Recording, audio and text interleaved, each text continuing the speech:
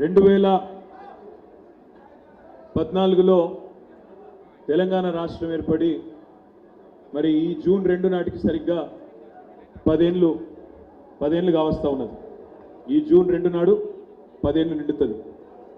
ఈ 10 ఏళ్లలో తెలంగాణ రాష్ట్రం గౌరవ పెద్దలు తెలంగాణ తొలి ముఖ్యమంత్రి కేసీఆర్ గారి నాయకత్వంలో ఎన్నో రంగాల్లో అభివృద్ధి పదంలో ముందుకు దూసుకొని పోయిన మాట మీ అందరికీ తెలుసు.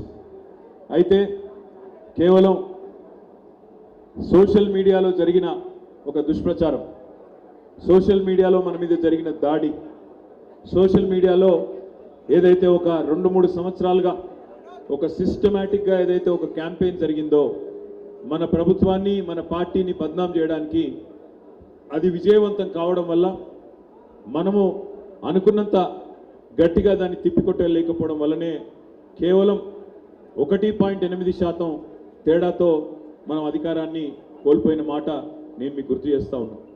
1.8% అంటే మీరందరూ కొద్దిగా జాగ్రత్తగా మనసుకి ఎక్కించుకుంటే పెద్దలు చెప్తా ఉంటారు ఎప్పుడు ఒక్కొక్క ఓటు కీలకం అని.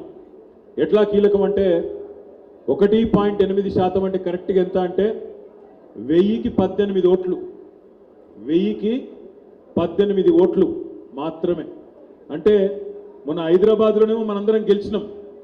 హైదరాబాద్లో బ్రహ్మాండమైన మెజారిటీతోని ఇక్కడ కూర్చున్న ప్రతి ఒక్క శాసనసభ్యుడు అద్భుతంగా అఖండమైన మెజారిటీతోని హైదరాబాద్లో ఒక్క సీటు కూడా కాంగ్రెస్ పార్టీకి పోకుండా ఒకే ఒక్క సీటు మాత్రం బీజేపీకి పొరపాటున అది కూడా పోయింది. కానీ లేకపోతే 24 సీట్లకు గాను 24కి 24లో మరి మనమే గెలిచిన పరిస్థితి.